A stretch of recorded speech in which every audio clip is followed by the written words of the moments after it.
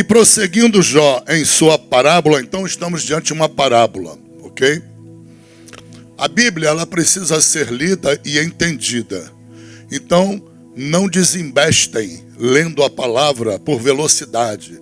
Não, eu prometi que esse ano eu quero que todo mundo me admire, que eu vou dizer para todo mundo que eu li a Bíblia 5 vezes. Misericórdia. Não ficou nada no espírito, não é? A Bíblia precisa ser batida. A leitura tem que ser calma, a leitura tem que ser profunda, a leitura você não pode passar para outro texto enquanto você não lê o primeiro, não é? Tem que ter um farto material de concordância bíblica para você localizar o significado das palavras. Sem essa estrutura fica complicado, tá bom? Mas uns ajudam os outros, né? Nada que o WhatsApp não responda, né? Liga para o irmão mais antigo na igreja, liga para o pastor, liga para o obreiro, o líder do grupo que você está e troca ideia, pede explicação e vamos em frente, vamos prosseguindo. Mas é necessário bater o leite, senão não forma manteiga, ok? E prosseguindo Jó em sua parábola disse: quem me dera ser como eu fui nos meses passados, como nos dias em que Deus me guardava. Vê o ponto de exclamação aí? Ele está clamando, berrando mesmo. Quando fazia resplandecer a sua candeia, a sua luz, né, sobre a minha cabeça, e eu com a sua luz caminhava pelas trevas, como era nos dias da minha mocidade, quando o segredo de Deus estava sobre a minha tenda, quando o Todo-Poderoso ainda estava comigo, e os meus meninos em redor de mim. Esse tempo aqui da vida de Jó, depois ele vai confessar lá no final do livro, que é o tempo em que ele conhecia Deus de ouvir, não é? Ele não tinha tido um encontro com Deus, né? Quando ele teve um encontro verdadeiro com Deus, ele pediu perdão, inclusive, por esse tempo aqui, por essa besteirada que ele está falando. Mas, no meio disso tudo, ele vai falar coisas em parábola que são muito importantes para nós. E aí, nós tiramos o versículo 6º. Quando ele fala, quando lavava os meus passos em manteiga. O que significa lavar os nossos passos? Há outra tradução que fala lavar as minhas veredas, né? Os meus caminhos na manteiga. Há outra tradução que diz lavar as minhas veredas em natas, né? Aquele estágio formador da manteiga, não é mesmo?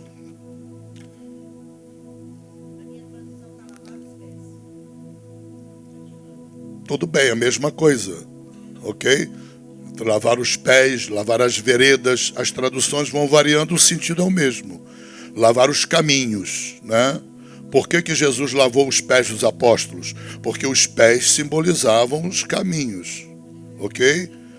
Porque nós precisamos lavar, né, os nossos pés, lavar as nossas trajetórias, os caminhos que nós vivemos, ok? Isso tem um simbolismo maravilhoso. E da rocha quem é? Cristo Jesus, não é? Um dos símbolos da rocha é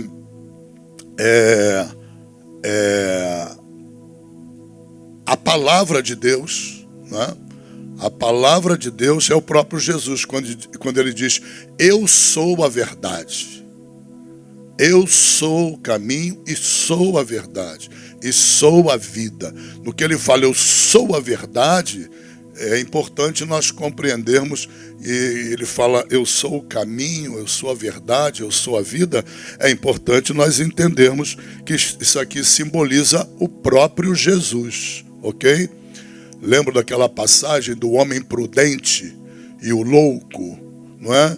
Qual era a diferença naquela parábola do homem prudente para o louco?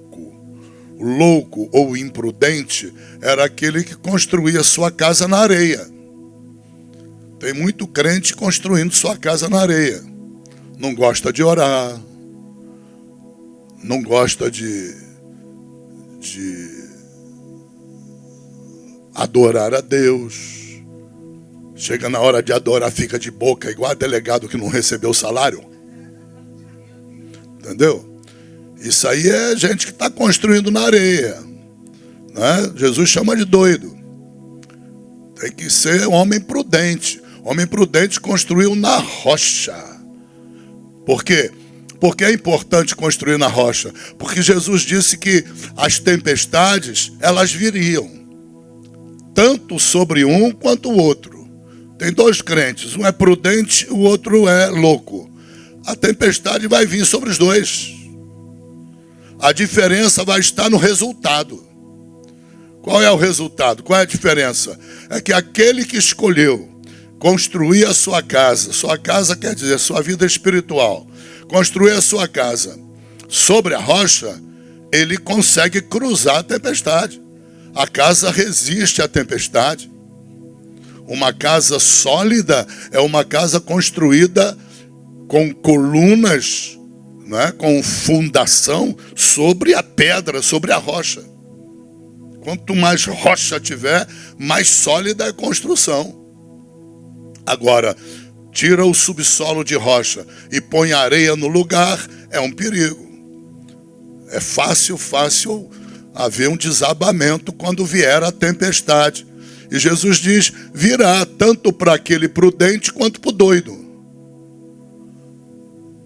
Não é porque o camarada é doido, imprudente, que vai vir a tempestade só para ele. Não. Jesus falou não. Vem para o prudente também. O sol, ele levanta-se e aquece o bandido, matador, assassino, traficante, e aquece o homem justo. Temente a Deus, que se aparta do mal, é o mesmo sol. A chuva que cai sobre a cabeça do justo e do ímpio, maligno. Tem que entender a palavra, discernimento. Sem discernimento fica um amontoado de palavras. Não passe em frente na Bíblia se tu não domina o que Deus está falando. Cuidado com os significados. Treine entendendo os significados, ok? Aleluia. Então, ele diz que, nesse tempo, ele lavava os passos dele, aleluia, em manteiga, ou seja, leite batido. Isso aqui tem a significação de palavra de Deus, né? Quando a palavra estava na vida dele, dominando a vida dele. Então, Deus aqui está falando da necessidade que nós temos de ruminar a palavra. Igual os animais ruminantes, né? A vaca é um animal ruminante. O que faz dela um animal ruminante? Ela come o capim e depois volta o capim do estômago para a boca para ela remastigar aquilo até o limite. Isso se chama ruminar. O crente, aliás, Jó está ensinando que o crente tem que ser como a vaca, como o boi. Aliás, na Bíblia, o boi, ele é símbolo do obreiro de Deus. Não atarás a boca do boi enquanto debulha. Ou seja, não prende o recurso da igreja de tal maneira que o obreiro trabalha a custo dele. Isso é falta de vergonha do pastor. E Deus mete o sarrafo nos pastores que fazem isso. São egoístas. Só pensam em si mesmo. Aí os bois estão debulhando, estão lá trilhando no trigo, pisando no trigo, trabalhando e não podem comer do trigo que trabalham. Bom, triste, mas é isso. E tem muita gente fazendo isso. Então é fundamental nós compreendermos que a palavra de Deus tem que ser estudada. Estudada, com afinco. Quer ler a Bíblia, medita nela de dia e de noite, diz a Bíblia. que é meditar? É você parar e só mudar de texto quando dominar o texto. Não muda, não faz maratona com a Bíblia. Não há glória nenhuma para a tua vida em você vencer uma maratona bíblica de ler a Bíblia o mais rápido possível. Isso não tem glória nenhuma. Nenhuma. Pode ter glória para os homens mundanos, para os seres humanos que estão criando competições e em busca de troféus, não é, desse mundo. Mas glória de Deus não tem alguma. Ao contrário, glória tem naquele que para e medita na palavra. E não muda a palavra enquanto não dominar. Liga para um, liga para outro, mas que manteiga é essa? De onde vem essa manteiga? Que nata é essa? Essa curiosidade, isso é o mover do Espírito dentro dele. Por quê? Porque nós meditamos na palavra de Deus. Não é assim? É. A partir do ponto em que nós batemos na meditação, há um ponto que vem a revelação. Há um ponto que você alcança o significado daquilo que Deus quer dizer. Nesse ponto é o ponto da revelação. Essa revelação, ela é algo que vai fortalecer a unção do teu ministério. Não é propriamente a tua leitura. Oh, meu Deus, se tu não pegar isso, vai atrasar 30 anos na tua vida espiritual. Eu repito quantas vezes for necessário. A tua parte não é só meditar na palavra. A tua parte é alcançar a revelação do Espírito daquilo que você está meditando. Esse é o objetivo, esse é o alvo. Cada um de nós tem que ter esse alvo. Você vê um versículo perdido no meio de um texto monstruoso.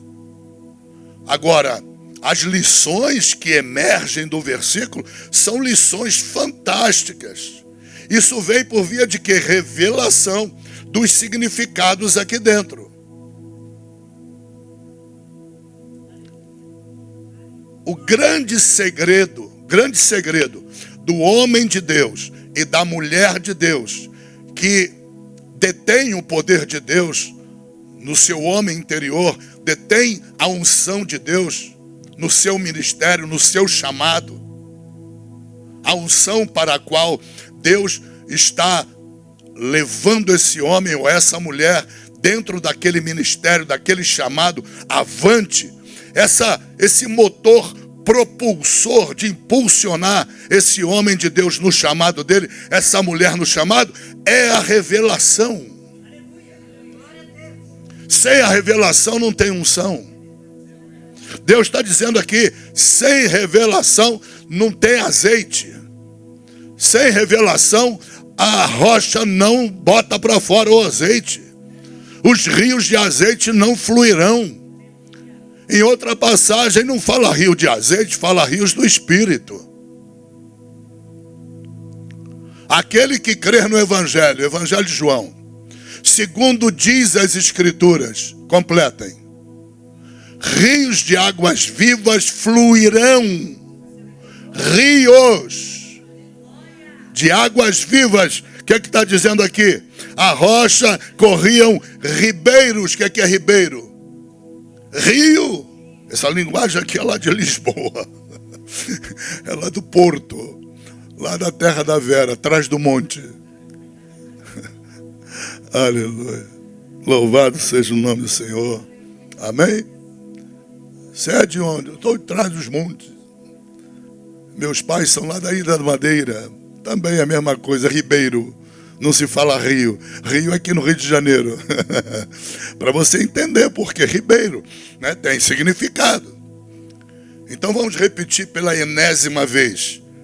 Não é muito importante só você estudar a Bíblia, ler a Bíblia. É o início só.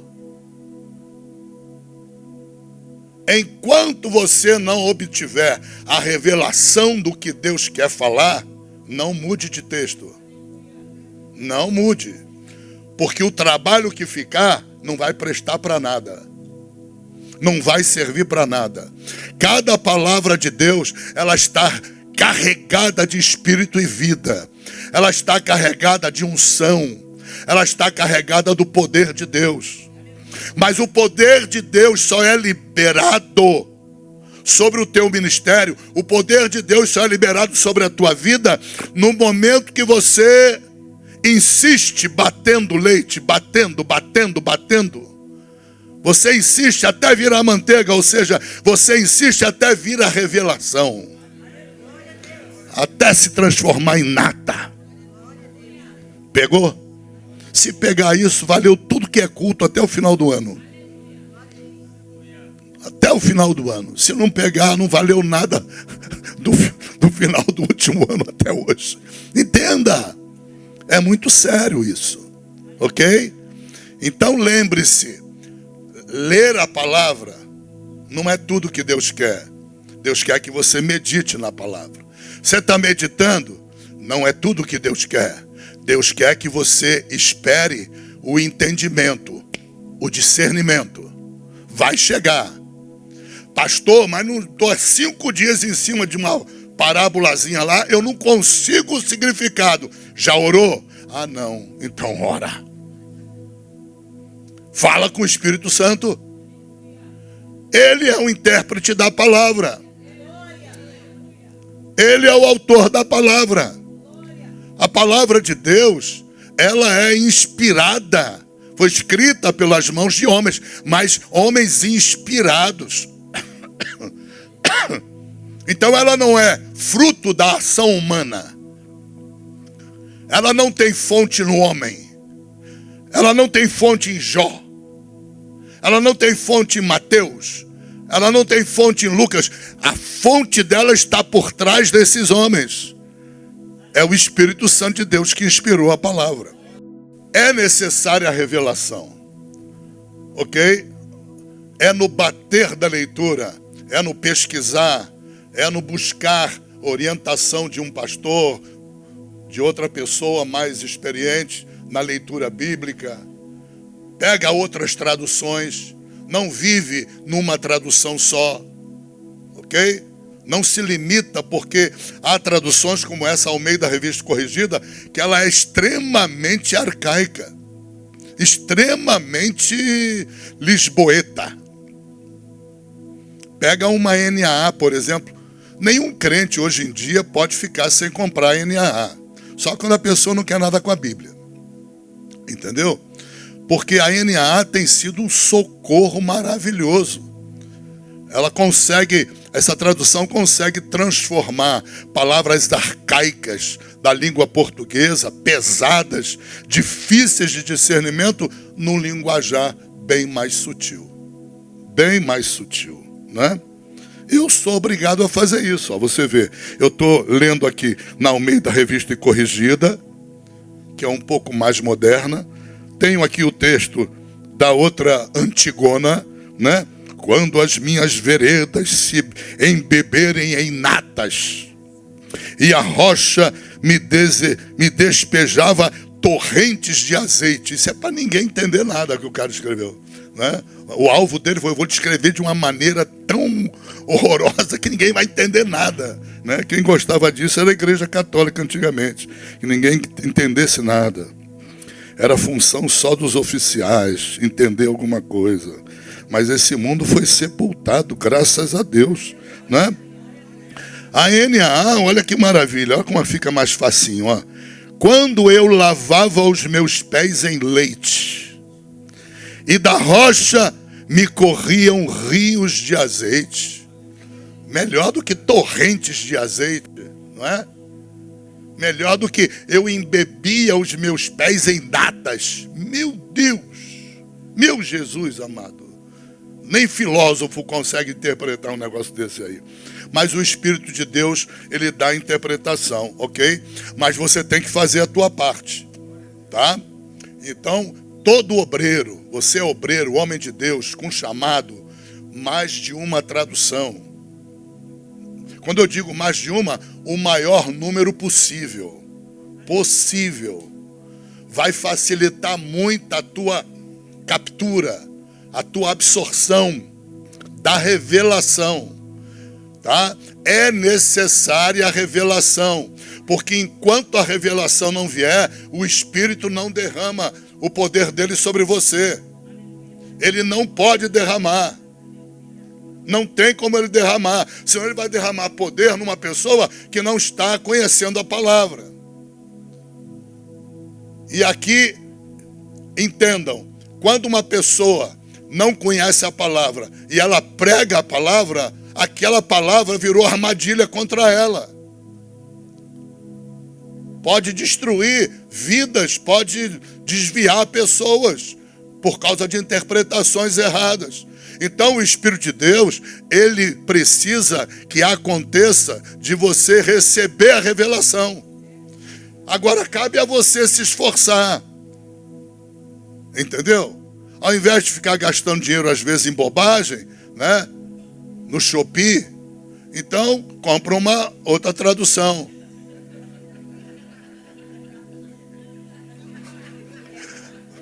Lá em casa é Shopee toda hora. Você está entendendo? Mas graças a Deus que a Vera é uma estudiosa e tem muitas traduções da Bíblia. A palavra não é para ela. Mas houve tempo na nossa vida que era uma traduçãozinha só. Se não houver quem ensine, quem é que vai aprender? Eu não tinha pastor para me ensinar. Aliás, tinha muitos pastores para me ensinar o que eu não tinha que fazer. A vida deles muitas vezes era para mostrar isso aí. Tu olhava o que ele fazia, bom, está revelado, não pode fazer isso. Entendeu? Agora, para ensinar, é raro. É raro. Porque demanda estudo, demanda debruçar. Demanda arrebentar a coluna sentado 10, 12 horas por dia. Demanda. E as pessoas não querem, as pessoas querem vida mansa. Esse é que é o problema. Quem quer vida mansa não espere de Deus nada. Não tem revelação, não tem poder de Deus. Não tem poder para nada. O dia que precisar de um milagre, vai embarcar para a glória se estiver no caminho da glória. Ou, se não tiver, vai embarcar para o inferno. Não recebe um milagre. Nós precisamos da revelação, porque a revelação é que libera o rio do Espírito.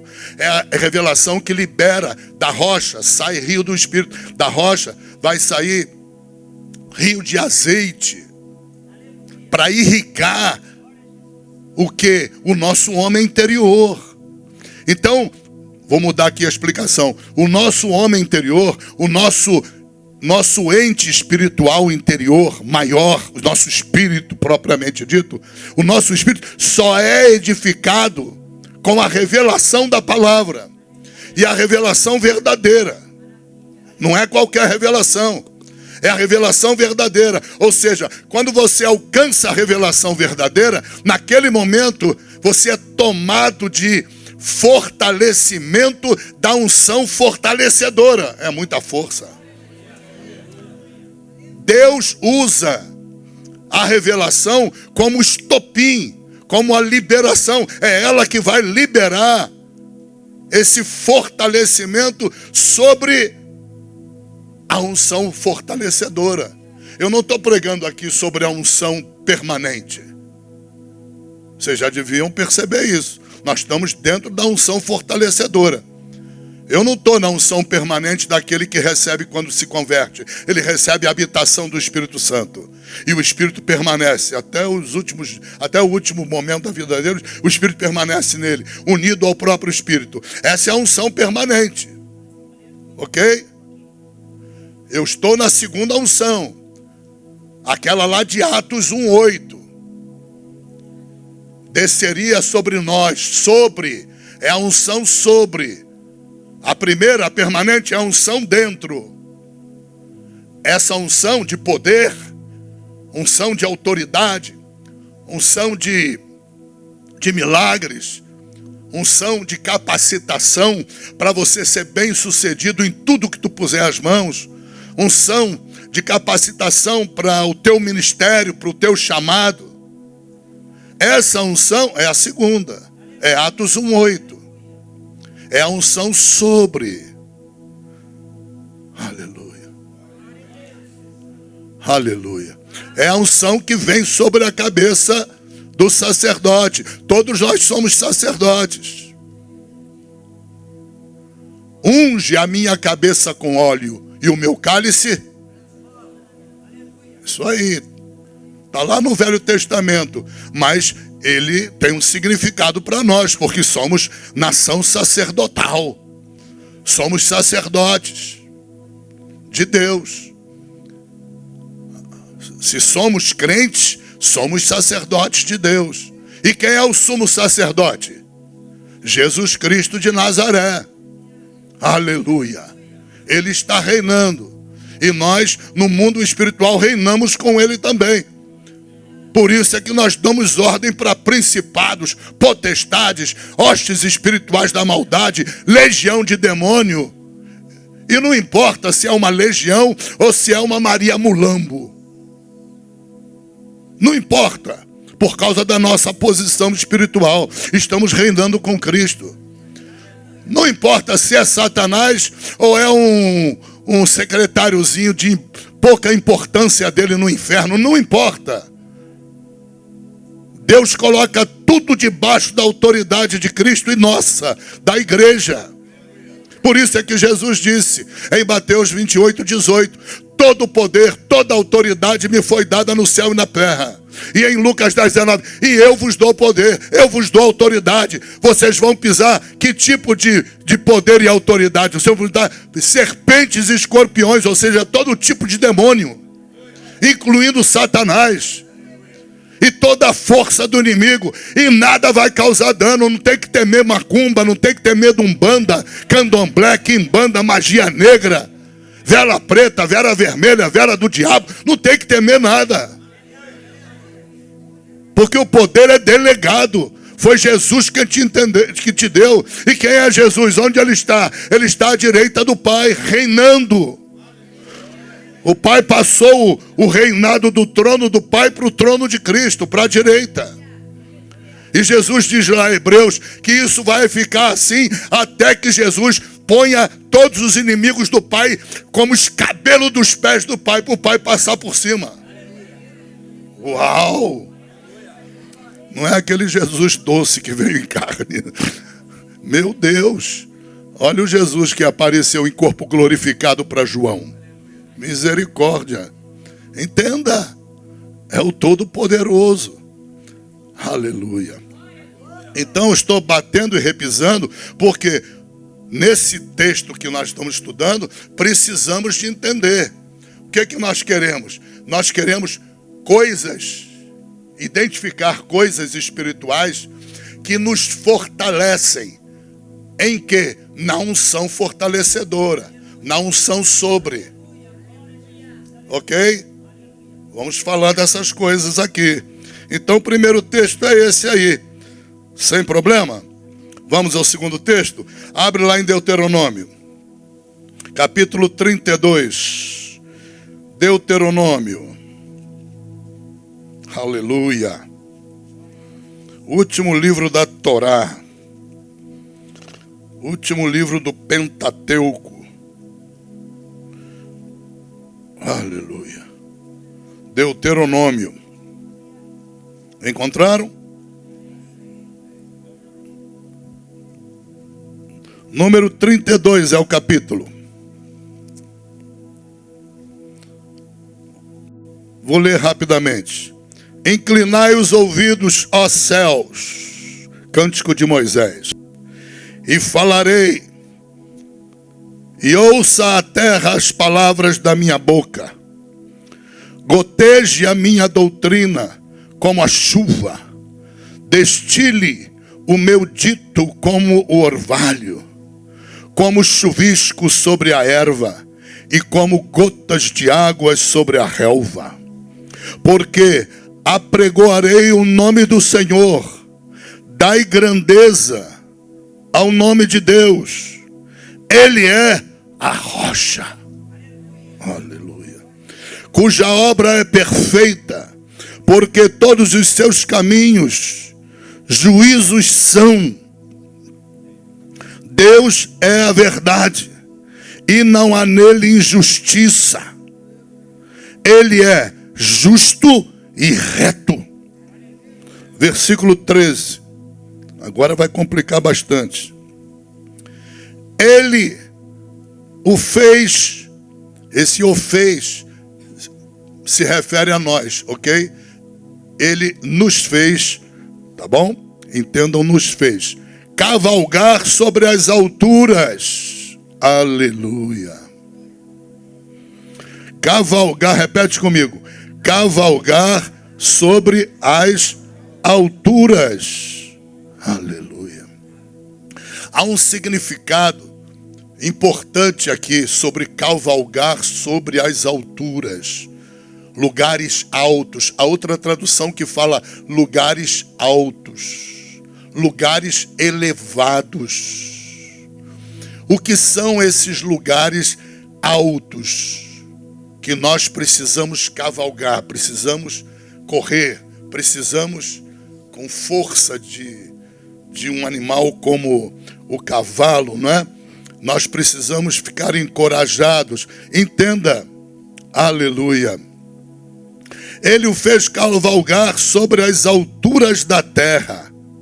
Aleluia. E comer as novidades do campo. E o fez beber ou chupar mel da rocha e azeite da dura pederneira. Misericórdia.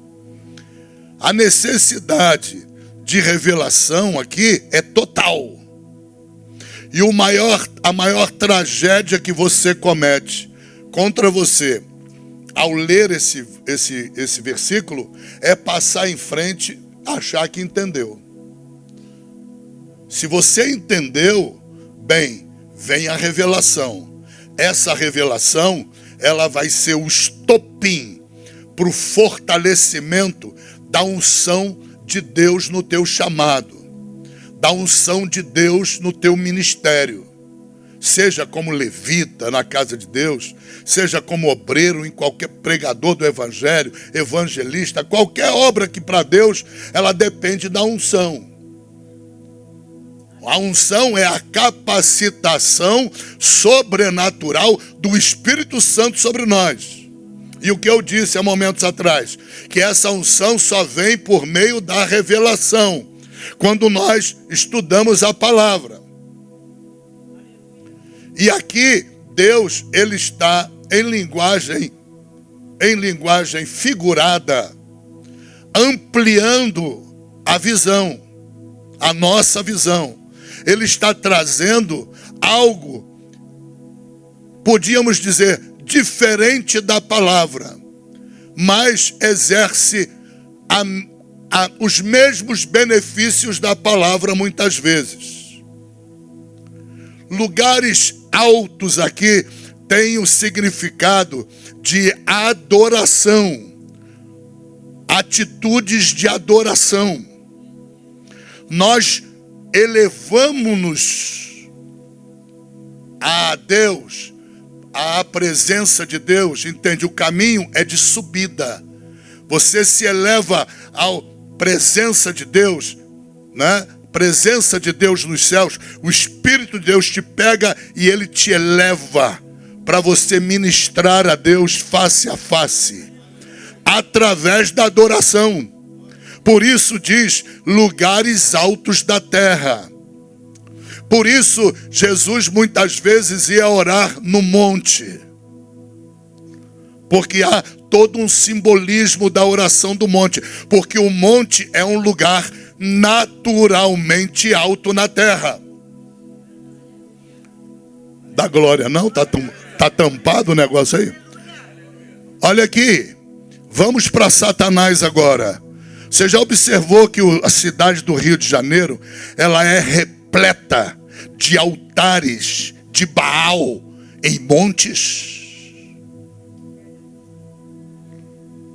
Uma das preocupações logísticas, territoriais do diabo, quando ele trouxe para cá uma visão não evangélica da Bíblia, foi de assumir uma posição de liderança nos lugares altos, geograficamente falando, naturalmente falando. E ele instituiu igrejas que estão sediadas há séculos nesses lugares altos e ninguém pode tocar. Ninguém se atreve a tocar. E a partir dessas igrejas, elas vão servir ali como altares em lugares altos, onde Satanás vai ser glorificado a partir daqueles lugares altos. Estão entendendo? Isso até para as trevas tem muito valor. Até para as trevas. Aleluia. Por isso é que você vê dentro do Brasil, comumente, em lugares altos, a preocupação de Satanás, em primeiro lugar, é colocar uma igrejinha lá em cima. E como ele é Satanás, a igrejinha prega heresia. Na minha infância, o Morro do Alemão, hoje é conhecido como Morro do Alemão, mas na época da minha infância, minha mãe me levava a andar, a caminhar na Igreja da Penha.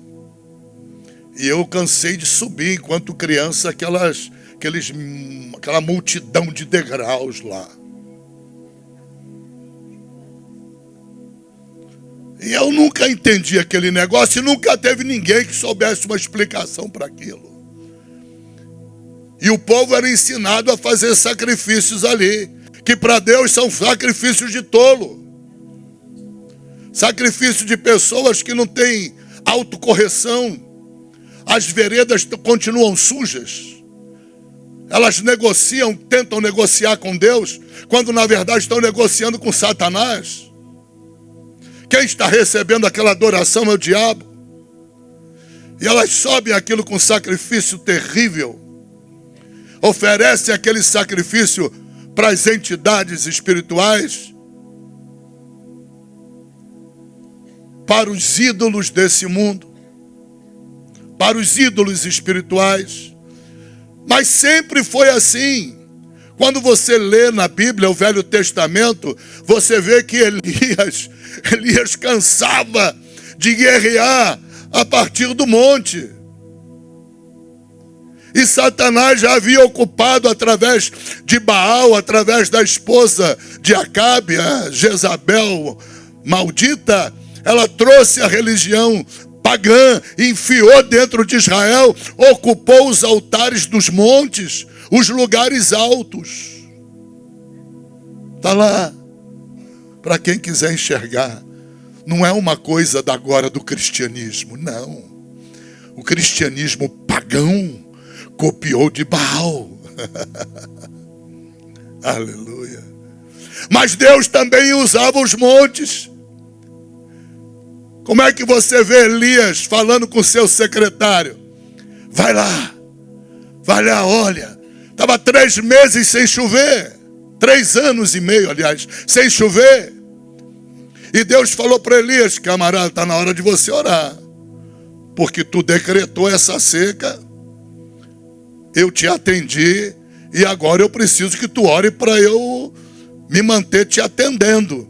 Então vai orar, porque no meio da tua oração eu vou te responder.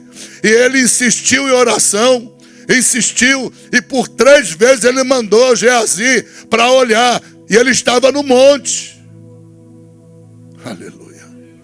Ele não orou a partir da planície, ele orou a partir do monte.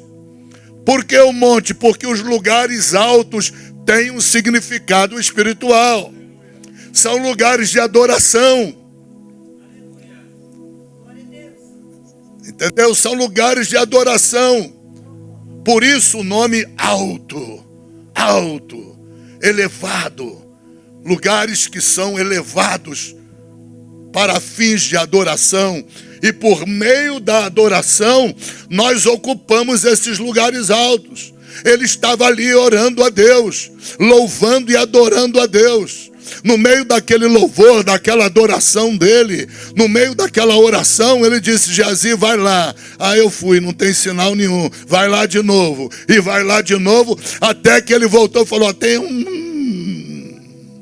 um desenho lá de não posso falar uma mão, porque é cacofonia, né? A mão pequena, né, de alguém está lá desenhada. Sabe qual foi a resposta do profeta? Corre, Geazi, corre, porque está vindo uma torrente de água. Aleluia. Cumpriu lá de Jó, torrentes. Lá em Jó fala torrente de azeite, mas torrente de água. 3 anos e meio que não descia uma gota na terra. Povo com sede, desesperado. Já estava aquela seca atingindo a produção agrícola, acabando o alimento, risco de morte total dentro de Israel. Tudo aquilo porque Elias falou: segundo a minha palavra, não vai chover por 3 anos e meio nessa terra, como castigo contra vocês, porque o povo se entregou a Baal. Baal ocupou os montes, levantou postes ídolos. A mulher de Acabe, Jezabel, mandou levantar os postes ídolos para adoração. E o povo passou a adorar. Tomou aquilo como uma coisa de Deus. Como as pessoas vão aqui na freguesia, sobem um monte lá para adorar. Vão lá no Morro do Alemão, sobe a Igreja da Penha para adorar. E tantas outras, pegam um avião no aeroporto internacional, olha para baixo os montes, tudo cheio de igreja. Tudo na mão de Baal. Aleluia. Conhecerás a verdade e a verdade. Aleluia. A verdade que te liberta é a que tu conhece. Ok? Por isso tem que conhecer. E o conhecimento vem pela revelação. Quem é que envia a revelação? O Espírito Santo de Deus. Por isso que é necessário estudar. Por isso é tão importante presenciar esse culto. A escola dominical. Mas tem que praticar. Quando é que a gente pratica? Na hora que você está em casa. Você levantou um altar na tua casa. Lá na tua casa tem um local que é onde você ora. É onde você se consagra a Deus. É onde você adora a Deus, louva a Deus. Se não tem, precisa ter. Faz do teu quarto um altar. Faz do teu quarto, teu escritório, da sala um altar. Quando você começa a fazer daquele lugar um altar para Deus, é ali o local que Deus vai ter um encontro contigo para você adorá-lo. Ninguém pode começar a orar a Deus. Vou começar a orar a Deus. Senhor, meu Deus e meu Pai. Para com isso. Lugar alto é lugar de adoração. Não se aproxima de Deus sem adorá-lo. Não inicia a oração, a não ser que tu esteja em desespero. Aí em desespero, você pode até bradar: o sangue de Jesus tem poder, Jesus! Pronto, Jesus te ouve. Ele entendeu que tu está em desespero. Agora, não está em desespero? Oi. Adore a Deus. Porque o lugar alto é lugar de adoração. Eu ensino aqui para os homens que vêm orar comigo segunda, terça e quarta. Pergunta depois a eles: não começa a oração sem adoração. Já percebi que as irmãs fazem a mesma coisa. E é isso. Você está indo para o lugar alto. Aleluia. Vai haver uma consequência. Vai haver um resultado de você ir para o lugar alto. Não é alto no mundo natural. É alto no mundo espiritual. Lugar de adoração. Quando você transforma algum lugar da tua casa no lugar de adoração, aquele lugar, ele equivale a um lugar alto, um lugar de adoração. E olha a revelação que eu vou te dar.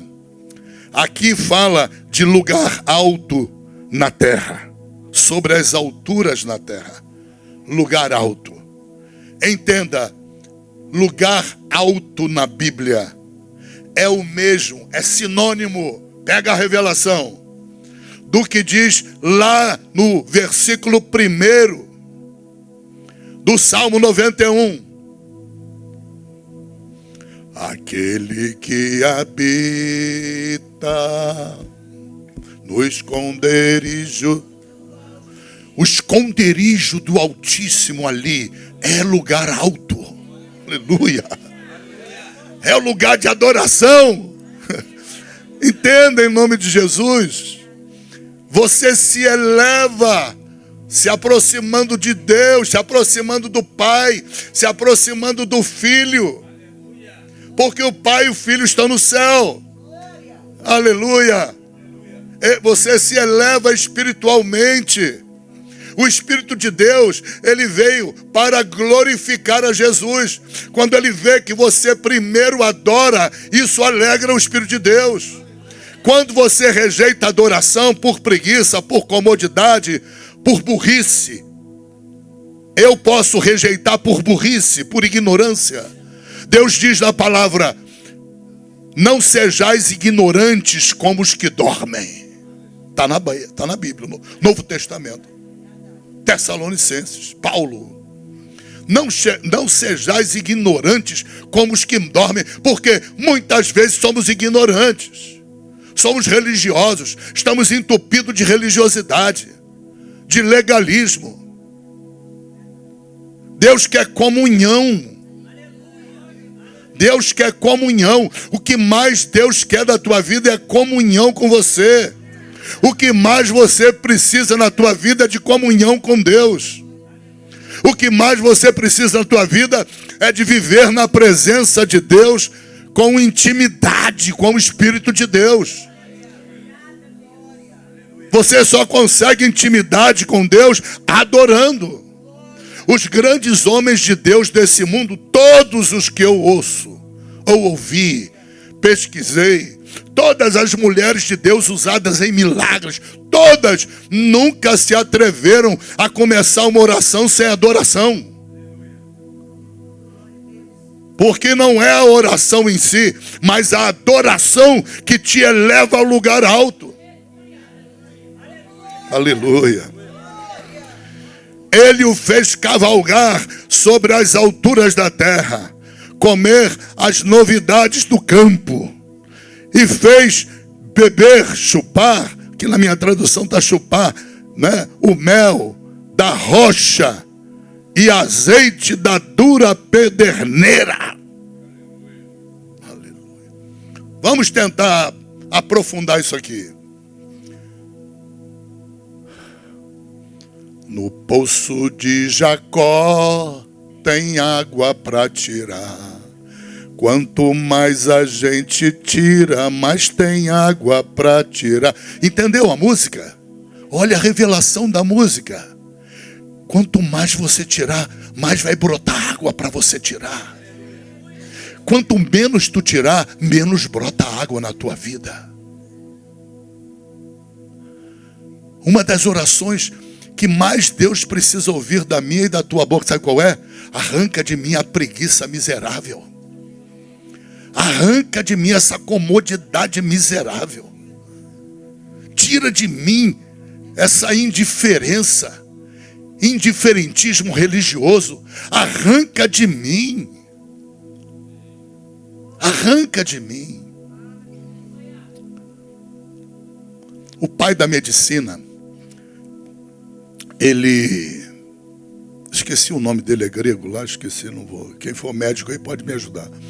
O pai da medicina estabeleceu um princípio que a medicina abandonou hoje em dia. Os filhos não ouvem os pais. E aí ele disse assim: regra número 1 da medicina. E o cara tornou-se reconhecidamente no mundo o pai da medicina. Ele disse assim: Faça do alimento o teu médico. E faça do médico o teu alimento. Aleluia. Hipócrates, exato. Pior que acabaram dirigindo o nome Hipócrates para outro significado, né? Então, faça do alimento a tua medicina. O alimento que Deus criou, qualquer que seja, reino vegetal, é medicina. Reino natural vegetal, reino natural animal, é medicina. É medicina. Apanhar sol com o corpo desnudado, pelo menos 60%, isso gera saúde. Tirar o sapato dos pés e andar num lugar onde tem um terreno, onde tem a terra, areia, andar sem sapatos, sem tênis, sem meia, colocar os pés na terra, isso é medicina. Aleluia. Entenda em nome de Jesus Cristo. Deus está dizendo para nós que há uma medicina celestial. Nessa medicina celestial, Ele estabeleceu regras. Ele estabeleceu lugares altos e regras. Por exemplo, no livro de Provérbios, deixa eu ver se eu anotei aqui. Anotei, graças a Deus. Capítulo 27, versículo 7. Diz assim: a alma farta pisa o favo do mel, mas a alma farta pisa o favo do mel, mas a alma faminta, para ela, todo amargo é doce. Você consegue discernir o que Deus está falando? A alma farta, sabe, barriga cheia, pisa o favo do mel. Favo do mel é Jesus. É símbolo do Senhor. É um dos símbolos mais lindos do Senhor. Aleluia. Aquele que tem sede, venha a mim e beba. Uau! Tem conexão total com o favo do mel. Se você sente sede, você vai a Cristo e Ele te sacia a sede. O rei Davi não era diferente. Senhor, Senhor, assim como a corça anseia por águas, eu anseio de ti. Eu anseio pela tua presença. O que é que ele está dizendo? Eu morro de sede de estar contigo. Eu morro de desejo de estar contigo. O meu maior prazer é estar na tua presença. Quando o homem sente que o maior prazer dele é estar na presença de Deus, ele tem sede de Deus. Agora, quando o homem não sente nada, se ele não sente nada, é porque ele não quer a presença de Deus. Aleluia. Aleluia. Patrícia, controla o espírito, Patrícia. O apóstolo Paulo disse lá no capítulo 12 de 1 Coríntios, que, aleluia, como é que ele disse? O espírito do profeta é sujeito ao profeta. Ok? Então tem que controlar. É espírito do profeta. Amém. Então, veja bem, Deus está me conduzindo com vocês a nós entrarmos nesse mistério. A alma farta, aquela alma saciada. Fui a uma churrascaria, né? Comi pra caramba, comi muita carne, não é? Muita salada, muito tudo dentro da churrascaria.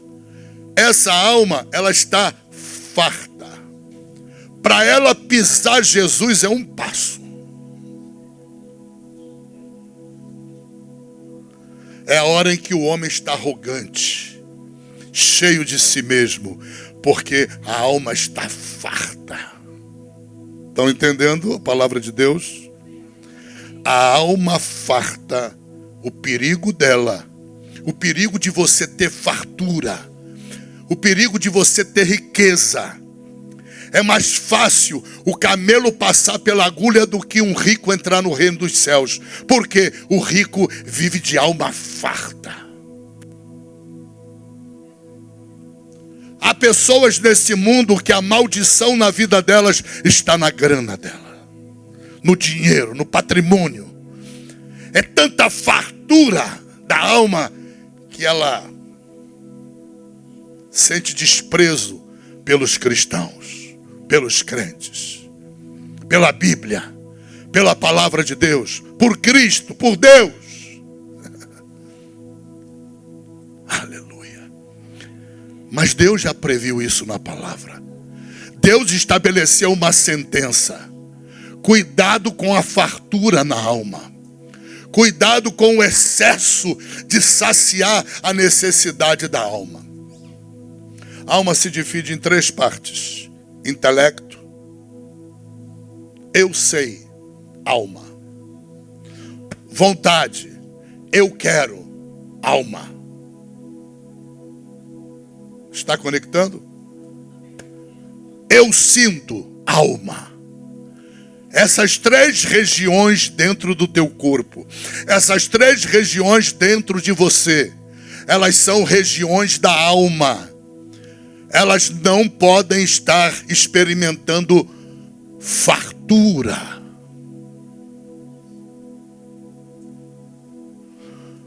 O rei Salomão, na plenitude da sua riqueza, ele escreveu da seguinte maneira: Senhor, faça-me satisfeito com a porção de cada dia. O rei, o que ele estava querendo combater? A fartura da alma. Não me deixa sem a porção de cada dia, e me torne satisfeito com a porção de cada dia. Igreja, nunca despreze o dia dos pequenos começos. Nunca. Nunca. Quando você despreza, você vira um tirano. Tirano, déspota. Sabe o que me faz uma pessoa muitas vezes amorosa? Sou eu me lembrar da onde eu nasci, a favela. Eu me lembrar do meu berço. Sabe qual foi o meu primeiro berço? O cesto de pão no botequim do meu pai na favela. Os pães ficavam virados para um lado do cesto e eu, bebê, dizia minha mãe, deitado do outro lado. Era minha caminha, era meu berço. Eu nunca desprezei esses dias. Eles me fazem lembrar de onde eu vim. Deixei meus filhos passarem um bom número de anos na América, na opulência, onde tem tudo para eles. Abriu-se o primeiro mundo na vida deles. Eu falei, agora vamos lá no Brasil, que eu quero levar vocês num lugar, porque eu tenho medo dessa fartura. Eu não quero a alma de vocês farta nesse lugar, nem lugar nenhum. Peguei meu carro aqui no Rio, fui lá no Portão Vermelho, lá no fundo da favela do Portão Vermelho. Falei, aqui que eu nasci, olha. Essa é a minha origem. Deus foi tão bom comigo, que Ele fez eu pegar vocês e botar no primeiro mundo. E dar asas para vocês voarem. Nunca deixa a alma de vocês fartarem. Nunca.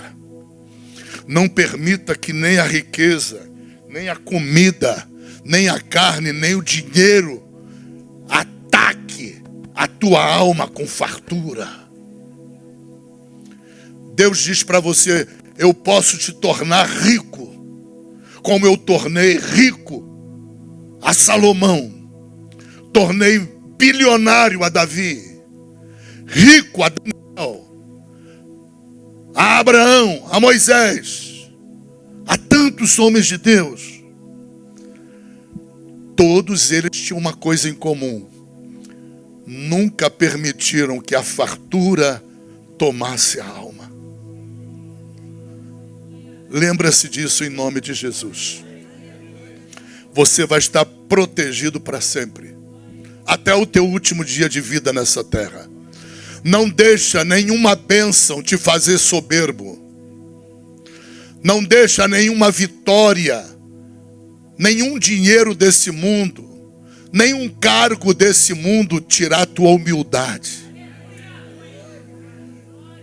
Quanto mais Deus te der, mais você se humilhe na presença de Deus. Quanto mais Deus te der, mais você vá a Deus e diga: eu sou pobre de espírito, Pai, porque eu dependo totalmente de Ti. Quando o homem torna-se independente de Deus, é porque a alma dele está farta. E agora Deus vai deixar ele chegar ao ponto máximo do abismo. Dali para frente, um passo é o precipício do inferno. Qual é o ponto máximo do abismo? Para a alma farta, pisar o favo do mel. Esse é o ponto máximo do abismo. No dia seguinte, ele desce ao abismo. Ele é precipitado no abismo. Ele vai acordar do mesmo jeito que sempre acordou todos os dias. Mas ele vai terminar no abismo no outro dia. Entenda. Não permita, ensina teus filhos a serem humildes. Ainda que Deus os coloque no topo do mundo. Não importa. Deus é Pai, Ele quer te dar o melhor. Ele é o dono de tudo, tudo é dele, ninguém leva nada. Tu vai sair desse mundo como tu entrou, nu. Nu. Nu, completamente nu. Não leva coisa alguma. As únicas coisas que tu vai levar são as obras que você fez para Deus. Foi o evangelho que você pregou. Foram aquelas pessoas que você durante 10, 20, 30 anos, 40, 50, você pregou para elas, ensinou o caminho do Senhor. Isso vai te acompanhar, porque essas coisas, elas não fartam a alma, elas fartam o espírito. A tua fartura tem que estar no espírito. Aleluia. Não na alma. Louvado seja o nome do Senhor. Há um eterno peso de glória para essas obras que Deus quer que você faça nessa terra. Aleluia. Cavalgar sobre as alturas da terra. Aleluia. Ou lugares altos da terra. Aleluia. Lugares altos da terra você pode entender como esconderijo do Altíssimo. Lugares da terra você pode entender como lugar de oração, altar de oração. São sinônimos, são de mesmo significado. Ok? Então, Deuteronômio capítulo 32, versículo 13. Quando fala de lugares altos da terra, isso aqui é o equivalente necessário do Salmo 91, versículo 1. Que fala sobre o esconderijo do Altíssimo. Por quê? Porque lugares altos da terra é uma linguagem figurada, apontando para um lugar, o lugar de oração. Apontando para outro lugar, além do local de oração. Qual é? O refúgio secreto. Aleluia. O refúgio secreto. Às vezes o refúgio secreto no momento não é o lugar de oração na tua casa. No momento pode ser um lugar onde você resolveu dobrar o joelho, o banheiro de um hospital. Lugar secreto pode ser o banheiro de um aeroporto. Ali vai se tornar o esconderijo do Altíssimo. Ali você vai transformar aquele banheiro fedorento, onde todo mundo vai urinar lá e defecar. Você transforma num lugar alto na tua vida, porque você dobrou o joelho e invocou a presença de Deus. Aleluia. Aleluia. A alma farta pisa o favo de mel. Mas a Bíblia continua dizendo através do rei Salomão: a alma faminta, para ela todo amargo é doce. Isso vai de encontro a quem é murmurador. Para o murmurador, todo amargo é merecedor de uma murmuração contra Deus. Tudo que vier amargo, o murmurador murmura contra Deus. Tudo que vier de amargo na vida dele, ele reclama contra Deus. Nunca seja um homem e uma mulher reclamadora. Nunca dê lugar à reclamação e à murmuração.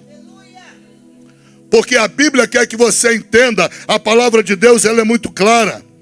Ela diz: a alma farta pisa o favo do mel, mas a alma faminta, todo amargo é doce.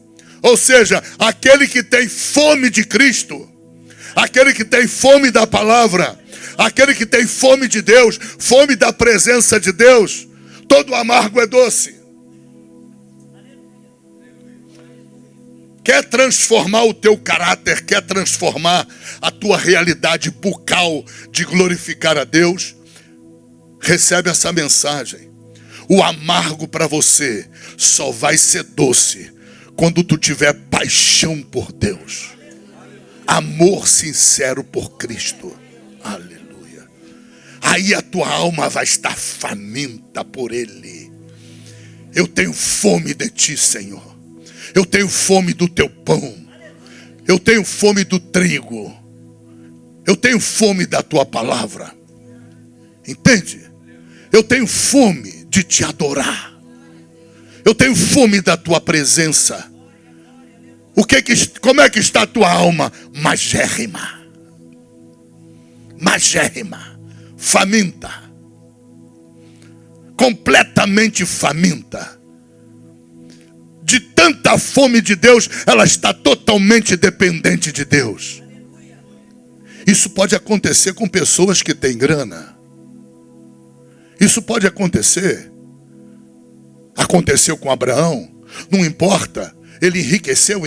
Quanto mais enriquecia, mais a alma dele estava faminta. Porque ele crescia em amor para com Deus. Ele crescia em gratidão para com Deus. Ele se diminuía na presença de Deus. Olha para Daniel. Quanto mais Daniel era honrado, fosse em Israel, fosse na Babilônia, fosse dentro do Império Medo-Persa, ele estava faminto de Deus em todos os lugares. A alma dele estava faminta. A fome era tanta que ele orava 3 vezes ao dia. Deus quer essa fome na nossa vida. É por isso que lá na parábola do juiz iníquo, Jesus no final da parábola diz: Deus não será muito melhor do que esse juiz iníquo. Deus dará o Espírito dele àquele que orar a Deus de dia e de noite. Qual é o crente que ora a Deus de dia e de noite? De dia ele ora. Não importa o tempo que ele ora, ele está orando. À noite ora de novo. Por quê? A alma dele está faminta por Deus. O crente que não ora não gosta de vida de oração nenhuma. Pançudo, carnudo, filé mignon, crente contra filé, alcatra, mundano, na linguagem do grande pastor Miranda, da Deus é Amor, Davi Miranda, carnudo, mundano, aleluia, alma farta, comedor, alma farta. Tu está pisando, ele falava assim mesmo, tu está pisando o favo do mel. Por isso tu não tem vida de oração. Por isso tu só quer aparecer, só quer fazer coisas para Deus se você aparecer. batia pesado. E por isso os milagres aconteciam no ministério dele. Ele, um cara humilde, fundou uma igreja com milhares e milhares de filiais no mundo inteiro. Em todos os continentes tinha a igreja dele. Uau! O homem que tinha uma fome. A alma dele faminta. Fome de jejuar, fome de orar, fome de pregar. Fome dele era insaciável. O pastor Odair Gomes dá um testemunho de que estava num palanque esperando ele no Espírito Santo. O pastor, quando foi anunciar a presença dele, que ele botou o pé no palanque, explodiu milagres no meio da multidão. Explodiu. Ele nem orou. Ele nem falou, meu Deus. Só pisou com o pé. Imagina como a alma dele era faminta por Deus. Não bloqueia, não coloque nada deste mundo bloqueando a fome de Deus na tua vida. Desenrola essa fome. Cresce. Fome da palavra. Fome da comunhão. Fome de orar. Fome de jejuar. Fome de pregar a palavra. De evangelizar. Fome de socorrer. Exercita isso em nome de Jesus Cristo. Em nome de Jesus Cristo. Provérbios 27, 7. A alma farta pisa o favo do mel, mas a alma faminta, todo o amargo é doce. Vamos voltar para Deuteronômio. E o fez cavalgar sobre os lugares altos. Aleluia. Lugares de adoração. Aleluia. Altos da terra. E comer as novidades do campo. E o fez beber do mel da rocha. Beber do mel. Chupar o mel. Mel fala da palavra de Deus. Rocha é Jesus Cristo.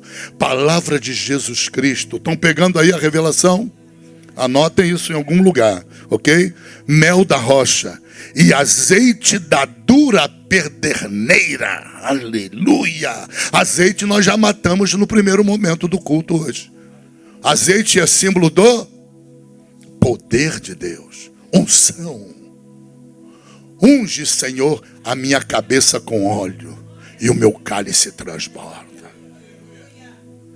Azeite é símbolo do Espírito. É símbolo do poder de Deus, da unção de Deus. Unção e poder têm o mesmo significado. Tem o mesmo sentido. Ok? Sem problema? Então esse azeite veio da pederneira. Pederneira. O que é pederneira? Pederneira é uma montanha que é pura de pedra. Ela é puramente de pedra. Fica uma casquinha assim de capim, de areiazinha, mas se tirar aquilo ali, vira uma pederneira. Aqui indo para o Recreio, quando você chega lá no final da praia do Recreio, há uma pederneira. Pederneira no Novo Testamento, há muitas traduções que chamam de pedra de Atafona. É uma pedra monstruosa no meio da água. Engraçado que da pedra sai a água. Não é assim? Moisés, primeiro Deus mandou ele bater na rocha. Bate na rocha e a rocha vai jogar água. Na segunda vez Deus falou, agora fala com a rocha. Aí o bichinho estava atribulado, bateu na rocha, pagou um preço brabo por desobedecer a Deus. A rocha é Cristo. A rocha é o Espírito Santo de Deus. Aqui nesse texto é o Espírito Santo. Lá em Moisés é Cristo. Por que a diferença? Porque Moisés, ele é o primeiro homem. Primeiro homem depois de do povo de Israel ser liberto da escravidão. Ele é o primeiro homem a profetizar sobre o Messias. Depois de mim virá um homem, e a esse homem vocês ouçam-no. Por isso que Jesus no Novo Testamento fala: Moisés deu testemunho de mim. Se vocês fossem discípulos de Moisés, vocês ouviriam o que ele havia advertido. Moisés falou de mim. Abraão deu testemunho de mim. Nós somos filhos de Abraão. Deus tem poder para transformar essas pedras em filhos. Caramba, misericórdia. Vai aguentar. Então, azeite da dura pederneira é azeite. Lembram em Jó? O azeite, ele vinha da... Vamos lá de novo? Hein? Me ajuda aí, pastor. Eu estou embolado aqui com tanta... 29, né? De Jó. Então vamos lá, Jó 29. Oh, meu Jesus, agarrou tudo aqui. La rocha me corriam ribeiros de azeite. Então, rios de azeite saíam da rocha. A rocha, Cristo Jesus, ou também Espírito Santo de Deus. Aqui nesse texto sagrado, Deus está colocando não a linguagem de rocha, ele está pederneira, rocha tipo pedra de atafuna. Aqui é o próprio Espírito Santo, é uma revelação mais posterior, ok? Para alcançar o Espírito Santo de Deus. Porque é o Espírito Santo de Deus e a partir dele, na nossa vida, que nós recebemos a unção, o poder. Né? O que João Batista disse? Eu vos batizei com água para arrependimento, mas depois de mim virá outro. Ele vos batizará com o Espírito Santo e com fogo. Quem é esse outro? É o Espírito Santo. Esse outro é Cristo, perdão. Cristo, né, vai batizar com o Espírito Santo. Jesus já batizou a igreja com o Espírito Santo? Batizou. Ele mandou o Espírito Santo. E o Espírito Santo veio em línguas de fogo no dia de Pentecoste. Veio a unção sobre. Essa unção sobre veio do Espírito Santo. Mas quem enviou o Espírito Santo? Jesus. Estão pegando? Então aqui nós estamos numa revelação mais profunda, que vai além de Jesus. Por que além? Porque é o próprio Jesus quem vai mandar o Espírito Santo.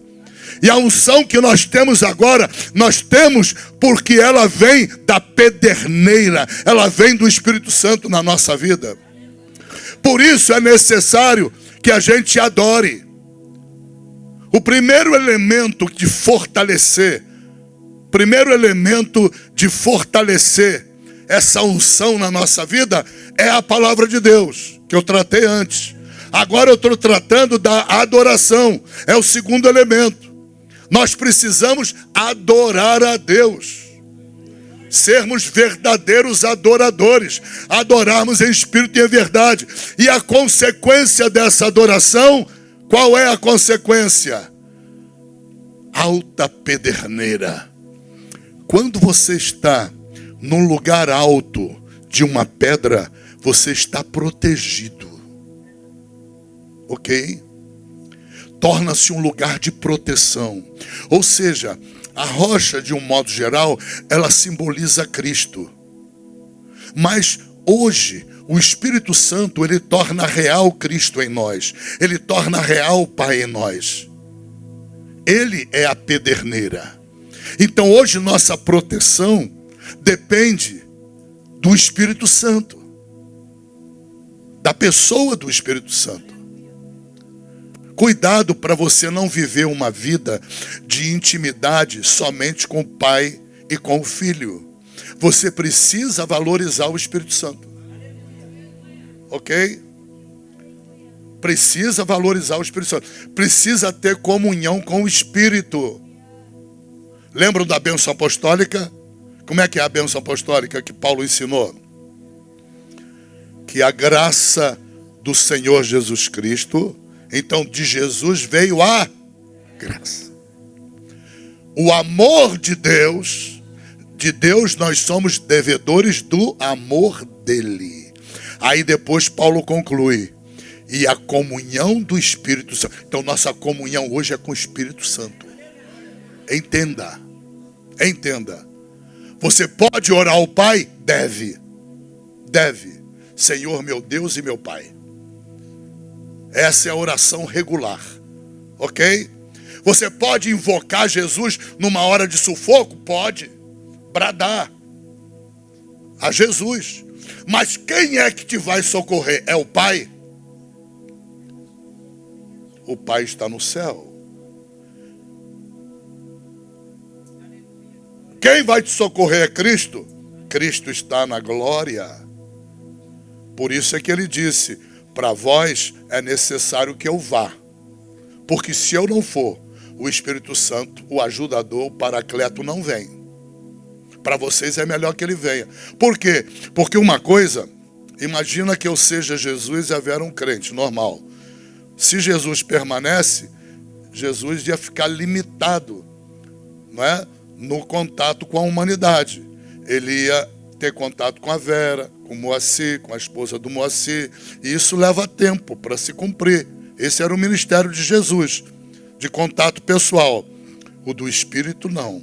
Ele está em todos nós. E ele glorifica a Cristo. Uma das funções mais belas do Espírito Santo é tudo que ele faz é para a glória de Cristo. Tudo que ele faz é para glorificar o Pai. E esse é o conceito de trindade. Qual é o conceito de trindade? E por isso a maioria das religiões não creem na trindade. E até os professores de seminário têm dificuldade de crer. Não é? Por que razão? Porque na mente humana, se eu for analisar a trindade com a mente humana, eu vou achar que temos 3 deuses, então. Mas quem pensa em 3 deuses, porque são 3 pessoas, não é? Está usando a mente humana, não está usando a fé. O meu justo viverá não viverá pelo raciocínio humano. O raciocínio humano nos leva a tratar as coisas sobrenaturais de uma maneira natural. Esse é o raciocínio humano. Ele trata o corvo como alegoria. O significado é outro. Trata a mula de Balaão. É uma alegoria. Isso é a mente humana. Porque a mente humana não consegue entender a mente de Deus. Dá para entender? E eu estou falando aqui de um equívoco de homens muito sábios, às vezes, na palavra de Deus. Mas talvez a sabedoria humana, ela se torna traiçoeira. Traiçoeira em que sentido? Ela procura roubar a tua visão espiritual. Então a pedra que Jesus se referiu é uma alegoria. Meu querido, se Deus foi capaz de criar o homem do barro, ele não pode criar da pedra. Se ele foi capaz de, com a palavra dele, criar o universo inteiro, ele não pode fazer. É muito difícil acreditar que o corvo serviu ao profeta Elias. Mas é difícil acreditar para as pessoas que estão usando a mente humana, a análise humana. É o que se chama de humanismo bíblico.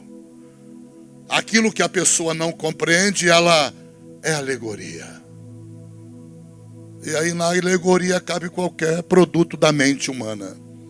Ok, gente? Deu para entender? Cuidado, porque isso aí é perigoso. Amém? Vamos em frente? Vamos. Deixa eu ler agora, porque já está no finalzinho. Lembre-se, o lugar alto, em Deuteronômio 32, já falamos disso. A adoração cria atmosfera de proteção. Ok?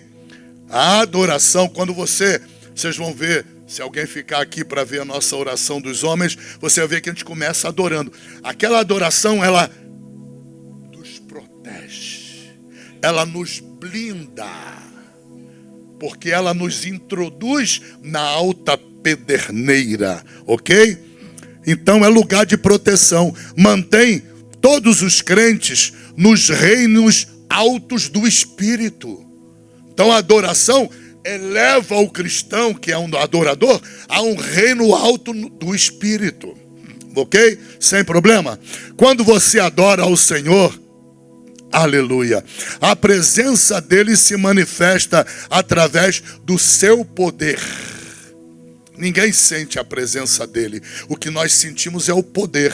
Então a presença nos toca, a presença torna-se tangível, porque nós estamos tocando no poder dele. Foi o que aconteceu entre Jesus e aquela mulher hemorrágica, né? Jesus, para tudo, para tudo. Alguém me tocou. Aí ele explica, porque eu senti que de mim saiu poder, virtude é a mesma coisa. Entendeu? Unção. Então a unção, ela é tangível. Ela é tangível. O Benihim, por exemplo, Benihim, não é o Benihim, bom, mas também é a mesma linha. O Benihim pertence a uma linha que ele diz assim: eu não saio do esconderijo do Altíssimo sem que Deus me mostre que a sua unção está no meu corpo. O seu poder eu tenho que sentir. E realmente, gente, na vida de cada um, você vai perceber na intimidade com Deus que muitas pessoas que você vai tocar, você sente a corrente elétrica cruzar dentro de você. O Espírito está em você. Aquela corrente que está cruzando em você, ela é o poder de Deus, ela é a unção. Louvado seja o nome do Senhor. Isso é para quem crê. Quem for analisar com o cérebro, aí é complicado. O cara vai crer na matemática. Sua proteção é restaurada cada vez que você se une ao Senhor. Por meio da oração, você pode sempre se reconectar com Deus. Isso é beabá, não é? É através da oração que nós nos reconectamos com Deus. Próximo segredo, rapidamente. Não posso empurrar isso para a semana que vem de jeito nenhum. Falar em línguas estranhas, ok? As línguas estranhas são uma arma espiritual.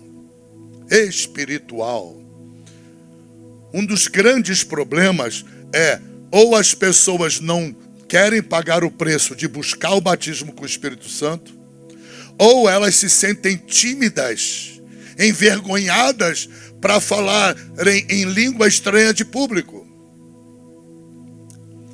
Ora, se as línguas estranhas não são inteligíveis, como disse o apóstolo Paulo em 1 Coríntios capítulo 12, ele falou, são línguas que ninguém entende, mas elas são armas espirituais, porque você fala com Deus em mistério, ainda que você não conheça os mistérios que você está falando, o demônio conhece.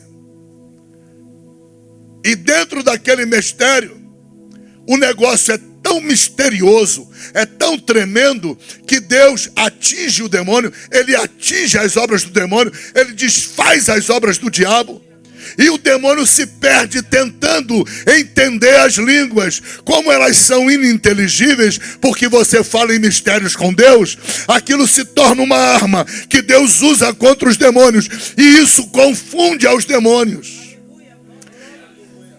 É a única oração que tu pode fazer que leva o demônio a ficar confuso. O demônio não sabe como te atacar. Ele não sabe como te pegar. Ele não sabe o que você está falando. E agora, o segredo maior, nem você sabe o que está falando. Oh, glória! Porque você é tão inconfiável quanto eu. Você é tão inconfiável para Deus do que eu. Então, por quê? Do que mim ou eu, né? O que acontece? Então, nessa hora, Deus criou uma arma secreta, que o Espírito dele te impulsiona a falar diretamente com o Pai. Você não entende. O diabo não entende. Isso pira Satanás. Isso pira os demônios. Você quer ver? A Bíblia fala que Daniel foi chamado no palácio, não é? Do neto de Nabucodonosor, Belsazar, porque apareceu a mão de um ser, não é? Escrevendo na parede, Mene Mene Tekel Farsim. O diabo enlouqueceu. Os demônios piraram. Mas como assim? O Senhor descobriu, está escrito aonde? Meu querido, é lógica. E é lógica bíblica. Por quê? Porque todos os feiticeiros, todos os bruxos, todos os sábios foram chamados e ameaçados de morte se não revelasse. E ninguém soube falar nada. Estava tudo endemoniado. Estava tudo com demônio. E o demônio não teve como revelar. Então a Bíblia mostra que as línguas estranhas só não funcionam para quem é envergonhado. Pessoa que é tímida, envergonhada, não se entrega ao Espírito. Sentiu o impulso para falar, fala. Fala. Ah, mas os sonhos são sonhos esquisitos. Foram esquisitos para todos sempre. São até hoje esquisitos para todo mundo. Ninguém entende o que está falando. E não é para entender, porque se entender, vai entregar para Satanás. Se entender, vai vender para o demônio. Crente é um perigo. Então Deus te deu uma arma espiritual para você atacar as trevas, para você atacar Satanás. E Satanás, ele não tem como se defender. O demônio não tem. Imagina você 2 horas da manhã, dentro do teu quarto, o Espírito Santo te acordou. Para de falar aí, por favor. O Espírito Santo te acordou e você está ali naquela guerra contra Satanás, só falando em língua estranha. Entenda em nome de Jesus Cristo. O demônio olha e fala, mas não estou entendendo nada. Vai vir fogo do céu ou do Espírito Santo contra ele. Anjos vão aparecer contra ele. Vão partir debaixo das ordens de Deus contra ele. E ele não sabe como se defender. Porque ele não sabe o que você falou. E é bom que você não saiba o que falou. Porque é para a tua proteção de você mesmo. Oh, glória. Tem que dar essa aula hoje, em nome de Jesus. Tremanta lavassor que andará manai. Aleluia.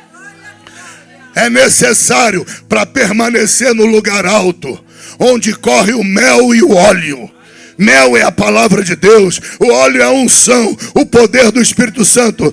Quando alguma coisa atinge a tua unção fortalecedora, é necessário para permanecer no lugar alto e restaurar essa força, que você use as línguas estranhas. Há situações que você não tem como falar em português. Você não sabe nem o que Deus precisa fazer. Você não tem a menor noção do que Deus precisa fazer, como Ele precisa atacar. É a hora que você tem que usar as línguas estranhas. O diabo quer te manter envergonhado. O diabo quer te manter tímido, porque tímido você não vai falar. É envergonhado de falar. Ih, pastor, vou pagar mico. Vai pagar nada, rapaz. Abra essa boca santa. Se tu sentir um impulso de dentro de você, é o Espírito Santo. Abra essa tua boca. Em nome de Jesus. Aleluia. Aleluia. E a língua estranha, ela é uma arma secreta para restaurar o poder de Deus na tua vida. Muitas vezes, Deus sabe como restaurar esse poder. Ele precisa acionar que você fale, porque a Bíblia decretou uma sentença que até Deus obedece, porque é a palavra dele próprio. Ele está preso na palavra. Qual é a sentença? Na tua boca está o poder da vida e da morte. Então Deus põe a língua estranha para que a tua boca profetize numa língua que ele vai entender, mas que o diabo não pode entender. Aleluia. Em um caso Isso às vezes acontece através da adoração, onde línguas estranhas são usadas para restaurar. Aleluia. Restauração. Quando você ora em línguas, o inimigo não sabe o que fazer. Os demônios entram em estado de confusão. O mundo demoníaco fica em polvoroso, em confusão. O inimigo não sabe o que fazer. A adoração ela é essencial, mas às vezes orar em língua estranha é necessário para você derrotar o Satanás, para você derrotar os demônios. A adoração, ela te protege, mas às vezes é necessário tu jogar por terra o demônio, atingir o demônio, e é através da língua estranha que você vai fazer isso. Aleluia. Aleluia. Louvado seja o nome do Senhor Jesus. Através da oração, você pode até se conectar com Deus. Aleluia. Mas, meu irmão, as línguas estranhas te faz colocar os demônios para correr em nome de Jesus Cristo. Aleluia. Não dá para falar isso aqui. Tem que deixar para a próxima quarta-feira. Não dá. Não dá. Sabe por quê? Dá pena ter que falar na casca, né? Eu sonho com cultos de 8 horas, sabe? Sonho. Sabe o que é isso aí? Essa reação? Alma farta. Eu fui para a Rússia com 150 pastores lá de Madureira. E eu não sabia por que eu tinha ido. Sei que me convidaram, o pastor Manuel Ferreira me convidou. Falei, vou nessa aí. Aí ficamos a viagem toda conversando. Um avião lotado que Madureira fretou para nós irmos para a Rússia. E qual é a experiência mais maravilhosa que eu tinha?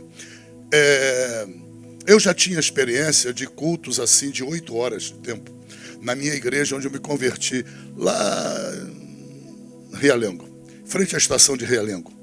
Mas aquilo ali era uma anomalia em termos de Brasil, né? E eu amava aquela anomalia. Chegava lá de manhã, saía à noite. 30 pregadores, visão, revelação para todo lado, gente curada, um salseiro no inferno. E eu senti carência. Não no inferno contra o inferno. Que é enfermidade explodindo, tudo, salvação. Aí o que acontece? Isso acabou, não é? Me distanciou, eu comecei a ir para igrejas que esse fogaréu apagou. E ficou aquela religiosidade, crentes religiosos e tal. E olha, a pior coisa que pode acontecer na nossa igreja é essa ideia de se acostumar com a religião, se acostumar eu chamo de fé do indiferentista religioso, fé do fariseu, entendeu? É uma fé que não dá trabalho, não tem preço, é uma coisa light, entende? Se quando Deus quiser, se for da vontade de Deus, e bota o pepino no colo de Deus e está tudo certo. Muito bem. Aí, ali em Moscou, eu presenciei um culto que eu perdi noção do horário. Cheguei lá, 7 horas da manhã, já estava lotada a igreja e saí de lá quase à noitinha.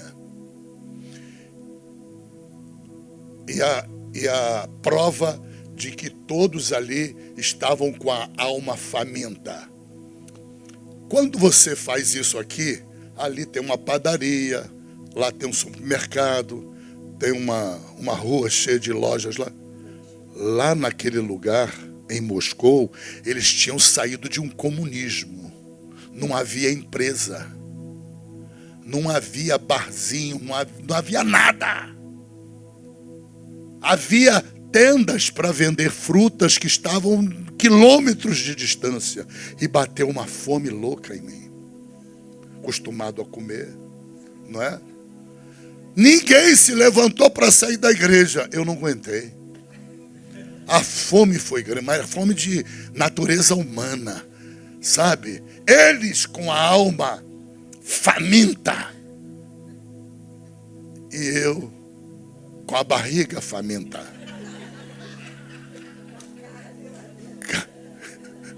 Verdadeiro crente alcatra. Você está entendendo? Então, eu vi essa realidade. Eu escutei testemunhos lá do tipo, apareceu um pastor que ele foi durante anos pastor dentro das florestas, reunindo os crentes perseguidos, né, caçados pelo governo da União Soviética para matá-los, né? Aí ele contou que um dia o líder do pelotão lá do exército que cercou aquele arraial, botou a Bíblia no chão e falou: para salvar a vida tem que pisar na Bíblia e ir embora. Está autorizado a ir embora. Vários pisaram na Bíblia. Ele, pastor, não pisou e um grupo grande da igreja não quis pisar. Falou: vamos para morrer. Aí o capitão falou assim: mas é pelotão de fuzilamento, vocês vão ser fuzilados agora. Prepara os soldados. Aí preparou os soldados. Arma apontada. Iminência de fuzilamento. Ninguém vai pisar. Ninguém mais vai. Nós vamos preferir a morte. Então tá bom, eu sou crente em Cristo Jesus. Todos estão salvos para a glória de Deus. Eu só queria saber quem é fiel nessa terra. Dá uma salva de palmas para o Senhor. Aleluia! A alma faminta, a alma farta, ela pisa o quê? Favo do mel, que é Cristo. A alma faminta não pisa. O anticristo vai fazer isso, anotem. Vocês vão estar na glória, eu espero. E lá na glória vocês vão tomar ciência disso. Ele vai mandar pisar no favo do mel. Negar a Jesus Cristo. E muitos crentes pisarão no favo do mel. Todos, porque a alma está farta. Agora aqueles que têm fome de Deus, mas não pisa, morrem, não pisa. Derrama o sangue e não pisa. Aleluia. E o que mais me impactou foi ele dizendo que um garotinho estava no culto e o garotinho agarrou no braço, na perna do pai e disse: papai, nós vamos morrer. Aí ele falou: se é a vontade de Deus, entrega a tua vida para ele. Nós não vamos pisar? Não. O garotinho viu o livramento. Imagina esse garoto, deve ter virado um pastor lá. Amém? Vamos estar de pé em nome de Jesus? Aleluia! Glória ao Pai, glória ao Filho e ao Espírito Santo.